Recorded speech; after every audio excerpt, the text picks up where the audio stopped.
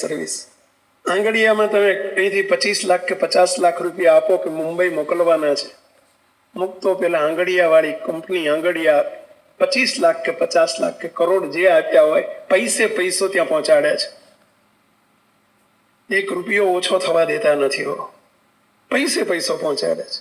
અમારા ગુરુજી અમને સંતોને બેસાડીને શિખામણ આપે, સંતો હરિભક્તો આપણી પર વિશ્વાસ મૂકીને આપણને રસોઈ જમાડે છે, હરિભક્તો આપણી પર વિશ્વાસ મૂકીને આપણને પગે લાગે છે, હરિભક્તો આપણી પર વિશ્વાસ મૂકીને આપણને વસ્તુ કેરીના ઢગલા કરી આપે છે સિઝન હોય ત્યારે. અને જો એનો એક કણ જો આપણે ભગવાન સુધી ન પહોંચાડીએ તો આપણે આંગડિયા જેવાય ના કહેવાઈએ, આપણા કરતા આંગડિયા શ્રેષ્ઠ કહેવાય કે એનો પૈસો તો ઠેઠ પહોંચાડે છે. મુક્તો તમે અમને વિશ્વાસથી તમે અમારી સેવા કરો છો, અને વિશ્વાસ તો ટકેલો રહેશે, અમારી પવિત્રતા હશે તો, અમને ભગવાન સાથેનો સીધો સંબંધ હશે તો. અને એ પવિત્રતા માટે મુક્તો સ્વામિનારાયણ ભગવાને અમારા જીવનમાંથી એ 2 વસ્તુ કપાઈ નાખી છે, કાતર મૂકી દીધી છે કે સંતો સ્ત્રી ધનનો ત્યાગ રાખજો.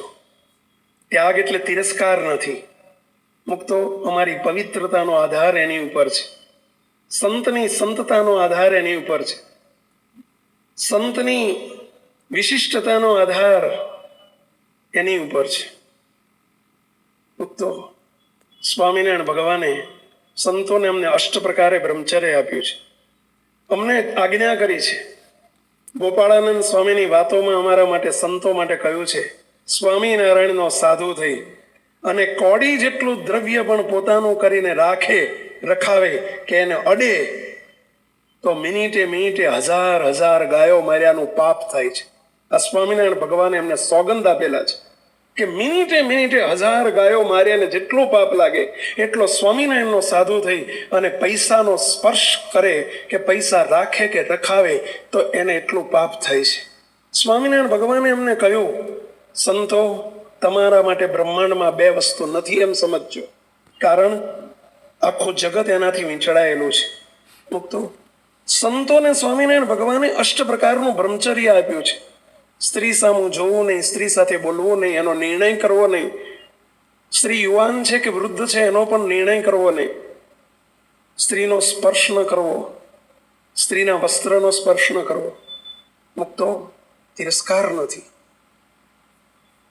ઘી હોય, ફ્રોઝન કરેલું ઘી હોય, અને એ ઘીની અંદર સોય નાખો કે સોયો નાખો કે તાવેથો નાખો તો પણ અંદર ખૂંચતો ના હોય, એટલું કડક ઘી થઈ ગયું હોય, પરંતુ અગ્નિનો ભડકો હોય અને એનાથી નજીક જો લઈ જાઓ તો મુક્તો ગમે એટલું થીજી ગયેલું ઘી હોય તો પણ જરૂર ઓગળે. મુક્તો સ્વામિનારાયણ ભગવાને અમને સંતોને એટલે કહ્યું, સંતો તમે લાખો કરોડોના મોક્ષના દાતા છો. મુક્તો અમે તમારો ને અમારો સંબંધ મોક્ષનો સંબંધ છે, કાકા મામા ફૈબાનો સંબંધ નથી. તમારો ને અમારી વચ્ચે મોક્ષનો સંબંધ છે.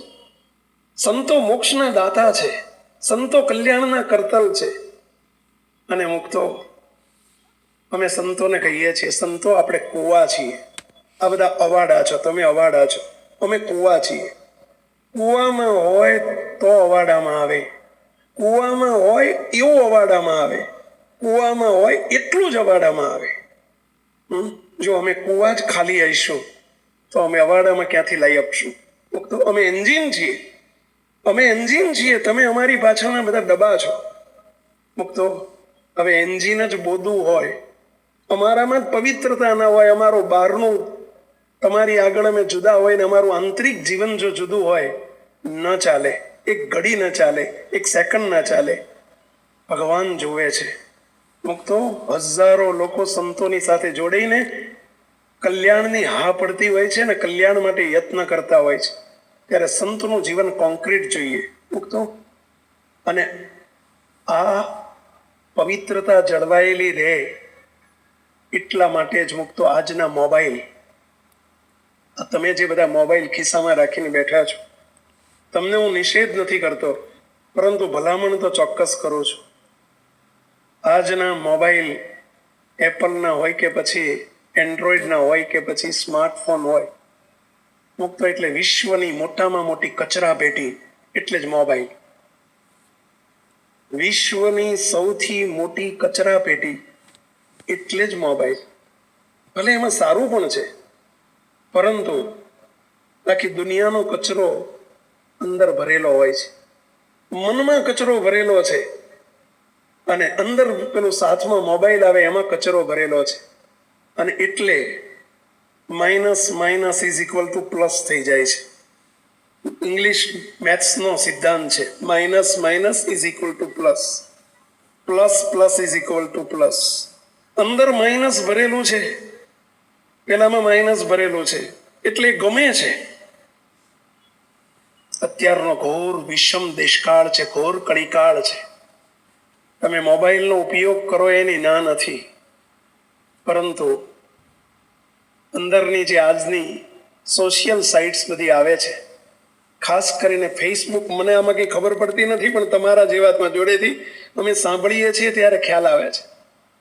મુક્તો આજની ફેસબુક, આજના વોટ્સઅપ, યુવાન અવસ્થા હોય, અવસ્થા એમાં કંઈ કામ નથી કરતી.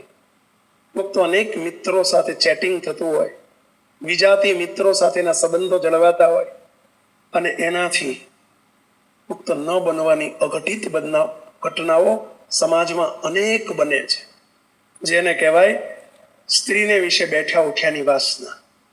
અને એનાથી અનેક અનર્થ સર્જાતા હોય છે, અનેક અનર્થ સર્જાય છે. અને એના માટેનું આ બહુ મોટું દૂષણ છે. સાચવજો, ફિલ્ટર કરજો, વિવેક રાખજો. યુવાનોને પણ કહું છું ને વડીલોને પણ કહું છું, ભલભલાને લપસવાનો માર્ગ એ મોબાઈલ છે. ભલભલા એમાંથી લપસી પડતા હોય છે અને મુક્તો ન થવાનું કામ થઈ જતું હોય છે. મારા કરતાં તો તમે ઘણું વધુ જાણતા હશો આની ઉપર, પરંતુ મુક્તો સ્વામિનારાયણ ભગવાને તો ધર્મની શુદ્ધિ માટે થઈને આ જ વચનામૃતની અંદર મધ્ય પ્રકરણનું 35મું વચનામૃત છે. અને એમાં સ્વામિનારાયણ ભગવાન બોલ્યા છે, સ્વામિનારાયણ ભગવાન કે ગમે એવો વૈરાગ્યવાળો સાધુ હોય કે વૈરાગ્યવાન પુરુષ હોય, પરંતુ એને સ્ત્રીનો યોગ થાય ને એને ધર્મ દ્રઢ રહે એવું તો સમજવું જ નહીં. સ્વામિનારાયણ ભગવાન બોલ્યા છે. મુક્તો આજનો દેશકાળ છે, ત્યાં એથી આગળ એક શબ્દ લખ્યો છે જે તમને સાંભળતા અતિશયોક્તિ લાગશે, પરંતુ મારે આજે કેટલીક સ્પષ્ટતા કરવી છે. તો શ્રીજી મહારાજ સ્વામિનારાયણ ભગવાન જ્યારે સૌ પ્રથમ વન વિચરણ કરીને જ્યારે લોજપુરમાં આવ્યા અને ત્યારે મુક્તાનંદ સ્વામીના આશ્રમમાં, રામાનંદ સ્વામીનો આશ્રમ હતો, મુક્તાનંદ સ્વામીના લીડર સંત કર્યા હતા, અને બાજુમાં જીવરાજ શેઠનો ડેલો હતો, અને ત્યાં રોજ સભા થતી. નીલકંઠ વર્ણી એટલે કે શ્રીજી મહારાજ વન વિચરણ કરતા ત્યારે એમનું નામ નીલકંઠ વર્ણી હતું. નીલકંઠ વર્ણીને લઈને જ્યારે સભામાં ગયા અને જ્યારે સ્ત્રી પુરુષોની સંયુક્ત સભા બેઠેલી જોઈ, ત્યારે સ્વામિનારાયણ ભગવાન દરવાજા ઉપર અટકી ગયા, અંદર પ્રવેશ ન કર્યો. પૂછવામાં આવ્યું કે નીલકંઠ વર્ણી અંદર આવો, ત્યારે સ્વામિનારાયણ ભગવાન બોલ્યા કે જ્યાં સ્ત્રી પુરુષોની ભેગી સભા હોય ત્યાં અમે ન હોઈએ, અને ત્યાં ધર્મ ન રહે, ઘણા અંદર છીંડા બેસી જાય. સ્વામિનારાયણ ભગવાને લોજપુરમાં 2 કામ કર્યા હતા. એક, સંતોના આશ્રમની બાજુમાં ગૃહસ્થનું ઘર હતું, અને એમાં વચ્ચે છિદ્ર હતું, ફાંકું હતું. શાના માટે? દેવતાની લેવડ દેવડ કરવા માટે. ત્યારે સ્વામિનારાયણ ભગવાન આગ્રહી કેટલા હતા એ વખતથી. સ્વામિનારાયણ ભગવાન નિષ્કામ ધર્મના કેટલા આગ્રહી છે. સ્વામિનારાયણ ભગવાને સંતોને કહ્યું, સંતો, આ દિવાલમાં ફાંકું નથી, આ ધર્મમાં ફાંકું છે, માટે આ ફાંકું પૂરી દો, નહીતર સાધુનો ધર્મ ન રહે. પહેલું સ્વામિનારાયણ ભગવાને આવીને આ કરાવ્યું છે. સ્વામિનારાયણ ભગવાને સભા પણ જુદી કરાવી કે આજથી સ્ત્રીઓની પુરુષોની સભા અલગ કરો. એ સભા અલગ શાના માટે છે? પવિત્રતા માટે છે, તિરસ્કાર નથી. મુક્તો બસની અંદર, એસટી બસ હોય કે બસની અંદર સ્ત્રીઓની વિશેષ બેઠક રાખવામાં આવતી હોય છે, સ્ત્રીઓ માટે સ્પેશિયલ બેઠક હોય કે ફક્ત મહિલાઓ માટે. તો એ કઈ તિરસ્કાર છે? ના, ઉપરથી અમને વધારાની આપતી ફેસિલિટી છે, સવલત છે. જેટલી બાઉન્ડ્રીમાં રહેવાય, અમારી બાંધેલી મર્યાદા છે, એમાં જેટલું અમારાથી તમારાથી રહેવાશે એટલા સુખી થવાશે. સ્વામિનારાયણ ભગવાન પ્રથમના 34માં વચનામૃતમાં બોલ્યા છે. સ્વામિનારાયણ ભગવાનને પ્રશ્ન પૂછ્યો, મહારાજ, અંતરમાં આઠેપોર આનંદ નથી રહેતો, ક્લેશ વર્તે છે, એનું કારણ શું છે?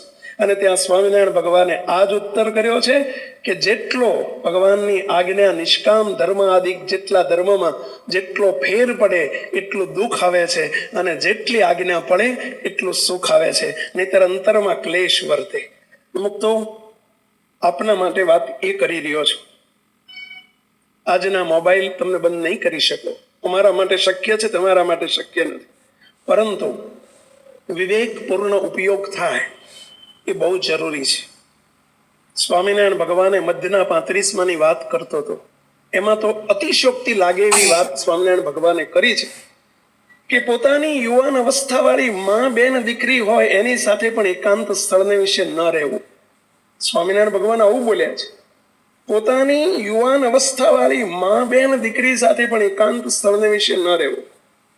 અને સ્ત્રીએ પોતાનો યુવાન પુત્ર હોય, પોતાના યુવાન બાપ હોય, પોતાનો ભાઈ હોય તો એની સાથે પણ એકાંત સ્થળને વિશે ન રહેવું. અમુક તો અતિશયોક્તિ લાગે એવી વાત છે, પરંતુ આ ઘોર કળીકાળ છે. ભગવાનને ખબર હતી કે આગળ કળીકાળ કેટલો વિકરાળ સ્વરૂપ પકડવાનો છે. અમુક તો આ જ વાત પરોક્ષનું શાસ્ત્ર ભગવદ શ્રીમદ ભાગવતમાં પણ આ શ્લોક લખાતો હતો. વ્યાસજી જ્યારે આ પુસ્તક વ્યાસજી બોલતા હતા અને એમના શિષ્ય જયમુનિ એ પુસ્તક લખતા હતા.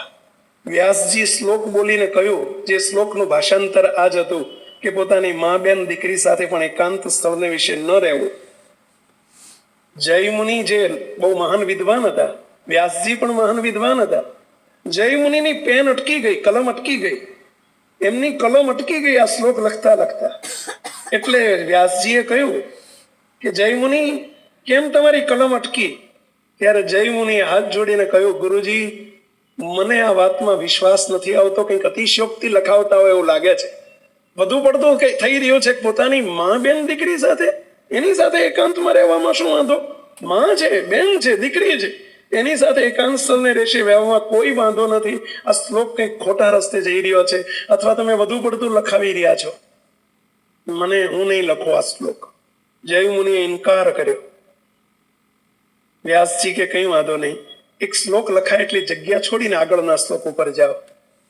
જગ્યા છોડાવી દીધી, સ્પેસ છોડાવી દીધી, આગળની ઉપર ડિક્ટેશન ચાલુ કર્યું. થોડા દિવસ પછીની વાત છે. ભારતના ઇતિહાસમાં બનેલી આ બધી ઘટનાઓ છે. થોડા દિવસ પછીની વાત છે. વ્યાસજી એક દિવસ, વ્યાસજીનો આશ્રમ આ બાજુ હતો, જયમુનિનો આશ્રમ બીજી બાજુ હતો. એક દિવસ રાત્રિની મધ્યરાત્રિનો સમય હતો, અંધારી રાત હતી, ઝરમર ઝરમર વરસાદ પડતો હતો. વ્યાસજીએ પોતે બેનનું રૂપ લીધું, જયમુનિના સગ્ગા બેનનું રૂપ લીધું, અને રૂપ લઈને વરસતા વરસાદમાં ભીંજાયેલા કપડામાં વ્યાસજી બેનનું રૂપ લઈને આવે છે. મધ્યરાત્રિ છે, અંધારું છે, બારણું નોક કરે છે, બારણું ખખડાવે છે. અને એ વખતે જયમુનિ અંદર સૂતા છે. સૂતા સૂતા પૂછે છે, કોણ છે? અવાજ નીકળ્યો, હું તમારી બેન બોલું છું. બેન અત્યારે ક્યાંથી? હું ભૂલી પડી છું, માટે બારણું ખોલો. જયમુનિએ દ્વાર ખોલ્યું અને સામે પોતાના બેનને જોયા. રૂપ બેનનું લીધેલું છે. બેનને જોયા, પીંજાયેલા વસ્ત્રમાં જોયા. એકાંત હતું, અંધારું હતું, મધ્યરાત્રિ હતી, પીંજાયેલા વસ્ત્રો હતા. અંદર રહેલી વિકારવાન વૃત્તિ ઉત્કૃષ્ટ થઈ. તો જયમુનિએ બાજુમાં રૂમ હતો, બેનને સુવા માટે આપ્યો. પરંતુ જયમુનિ એમનું બારણું બંધ કરીને સૂતા છે. જ્યારે માણસ આંખથી આંધળો થાય ને તો સારો, પણ જ્યારે મોહથી આંધળો થાય છે ને, મોહાંધ બને છે ને, ત્યારે એને ભાન નથી રહેતી કે હું શું કરું છું. કામાંધ બને છે ત્યારે ખબર નથી પડતી કે હું શું કરું છું. અંદરની વિકારવાન વૃત્તિઓની પુષ્ટિ થઈ એનું પોષણ થયું, દ્રષ્ટિથી પોષણ થયું. સુતા સુતા વિચારે ચડી ગયા, ખોટા વિચારો આવવા માંડ્યા, વિકાર ઉત્પન્ન થવા માંડ્યા. અંતે પોતાના ઇન્દ્રિય અંતકરણ ઉપર કંટ્રોલ ન કરી શક્યા. જય મુનિ પોતાનું બારણું ખોલી બાજુમાં બેનના બારણા આગળ આવીને ખખડાવે છે. બેન, બારણું ખોલો, મારી અંદર માળા રહી ગઈ છે. માળા હતી કે પેટના લાળા હતા પહેલા? માળાનું બાનું હતું. અને એમ કે છે કે મારી માળા રહી ગઈ. બેન કે છે અત્યારે નહીં ખોલું, સવારે ખોલીશ. અત્યારે અંધારી રાત છે, નહીં ખોલું. નહીં ખોલવું પડશે, મારી માળા લેવી છે, ખોલવું પડશે. બહુ પ્રયત્ન કર્યો, બેને ન ખોલ્યું. જય મુનિની વાસનામાં અંધ બનેલા જય મુનિ પોતે ઉપર ચડ્યા. જ્યાં બેન સુતા છે રૂમની જે ઉપરના, પહેલાના જમાનામાં ધાબા નહોતા, નળિયા હતા, વાંસની પટ્ટીઓ વાળા, અને ઘાસ નાખેલી ઝૂંપડીઓ હતી. અને બાજુમાં જઈને એમણે અંદર પ્રવેશવાનો પ્રયત્ન કર્યો, નીચે ઉતરવાનો પ્રયત્ન કર્યો. બેન નાઠા, બારણું ખોલીને ભાગ્યા. પાછળ જય મુનિ ભાગ્યા. બેન ઉભારો, બેન ઉભારો. થોડું દોડાવ્યા. આગળ જઈને વ્યાસજી એકદમ પોતાનું મૂળ સ્વરૂપ પ્રકાશ કર્યું. વ્યાસજી ઉભા છે. જય મુનિએ જ્યાં જોયું, આ તો મારા ગુરુજી વ્યાસજી છે. એકદમ પગમાં પડી ગયા, ચરણમાં પડી ગયા. ગુરુજી માફ કરજો, મારી ભૂલ થઈ ગઈ. જય મુનિ વ્યાસજી એટલું જ બોલ્યા, જય મુનિ પેલો શ્લોક લખવા માટે જે જગ્યા છોડી છે ને, ત્યાં શ્લોક લખી નાખજો, એ જગ્યા પૂરી દેજો. તો આ તો વર્ષો પહેલાની વાતો છે. અત્યારના રજોગુણી વસ્ત્ર પરિધાન, અત્યારના અંદર આવતા દ્રશ્યો, મુક્તો અત્યારની વલ્ગાલિટી, અને એ બધું ભલભલાને વિકારવાન વૃત્તિઓ કરાવે નહીં જોઈશે. ભલભલાને વિકારવાન વૃત્તિઓ તરફ ખેંચી જાય. મુક્તો હું નામ નથી આપતો, પરંતુ ઘણાને ખબર હશે. વર્ષો પહેલા અમદાવાદના એક મોટા મિલ માલિક, સભા છે એટલે હું નામ નથી આપતો, બનેલી ઘટના છે, 50-60 વર્ષ પહેલાની. અમદાવાદના એક બહુ મોટા મિલ માલિક, કરોડપતિ, બહુ ચર્ચાયેલી ઘટના છે. એમણે પોતાની સગી બહેન સાથે લગ્ન કરેલા છે. ભયંકર દેશકાળ છે.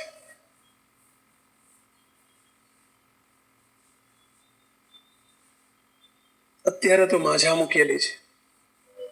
ફરી કહું છું, ઇન્ટરનેટ કે મોબાઈલ ખોટા નથી, પરંતુ સ્વામિનારાયણ ભગવાન આપણને છેટા રાખવાનો પ્રયત્ન કરે છે. મર્યાદામાં રહેજો. તમે સંસારમાં છો, મર્યાદામાં રહેજો. એક પત્નીત્વ અને એક પતિત્વનો ધર્મ સાચવજો. જેમ પુરુષો તમે સમજો છો કે સ્ત્રીઓને એક પતિવ્રતા ધર્મ હોવો જોઈએ, એમ પુરુષોએ પણ એક પત્નીત્વનો ધર્મ હોવો જોઈએ. જો ભગવાનને રાજી કરવા હોય તો. કોઈ નથી જોતું એવું ક્યારેય ન વિચારશો. મુક્તો ભગવાન બધું જોવે છે. આખી દુનિયાને છેતરી શકાય, ભગવાનને ન છેતરી શકાય, કદી ન છેતરી શકાય. બધું જ ભગવાન જુએ છે. અમે એક પ્રાર્થના કાયમ માટે બોલીએ છીએ, ભગવાનને પ્રાર્થના કરીએ છીએ. આજે પ્રાર્થનાની 2 લીટી મારે તમારી આગળ રજૂ કરવી છે. ઓ શ્રીજી તમારો પ્રગટપણો, અંતર્યામી પણો અખંડ રહો. શ્રીજી તમારો પ્રગટપણો, અંતર્યામી પણો અખંડ રહો. ઓ શ્રીજી સદાય તમે રાજી રહો. એવું દિવ્ય જીવન મારે જીવવું છે, એવું દિવ્ય જીવન સદા પ્રગટ છો, અંતર્યામી છો, અમારું બધું જુઓ છો. કે મારી સર્વે ક્રિયાને તમે જુઓ છો, સર્વે સંકલ્પોને તમે જાણો છો. મારી સર્વે ક્રિયાને તમે જુઓ છો, સર્વે સંકલ્પોને તમે જાણો છો. તો સંમત છો આની સાથે? ભગવાન આપણી સર્વે ક્રિયાને જુએ છે અને સર્વે સંકલ્પોને જાણે છે. આ વાત સાથે તમે સંમત છો? કેટલા સંમત છો? આંગળી ઊંચી કરો. ભગવાન આપણી સર્વે ક્રિયા જુએ છે અને સર્વે સંકલ્પોને જાણે છે. ફરીથી એક વખત તમારી આંગળી ઊંચી જોવા માંગુ છું. તો કેટલા સંમત છો આ વાત સાથે? આ વાત આપણે સમજીએ છીએ, જાણીએ છીએ, પરંતુ છતાંય સમય આવે ત્યારે ભૂલી જઈએ છીએ. આગળ શું કહે છે? ફરીથી, મારી સર્વે ક્રિયાને તમે જુઓ છો, સર્વે સંકલ્પોને તમે જાણો છો. દિવ્ય દ્રષ્ટિ ઊભી તવ કેમેરો સદાય અમ પર ધારો છો. દિવ્ય દ્રષ્ટિ ઊભી તવ કેમેરો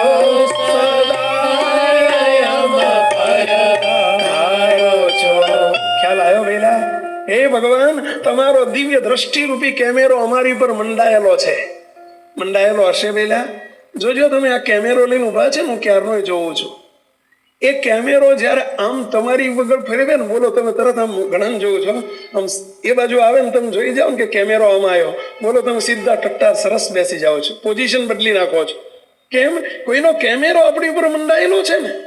કેમેરાની બીક લાગે છે. આપણે કેમેરામાં સારા દેખાડવાનો પ્રયત્ન કરીએ છીએ, પરંતુ મુક્તો અહીં બેઠેલાને વિનંતી કરું છું, આ ભગવાનનો દ્રષ્ટિરૂપી કેમેરો આપણે ગમે ત્યાં જઈશું, ખાણે ખૂંચરે જઈશું, અંધારામાં આવીશું, કદાચ એકાંતમાં આવીશું, બંધ બાયણામાં આવીશું, દિવાલની પાછળ આવીશું, સ્ટોપર વાખેલી હશે તોય પણ આમનો દ્રષ્ટિરૂપી કેમેરો આપણા સૌની ઉપર, અમારી ને તમારી ઉપર મંડાયેલો છે.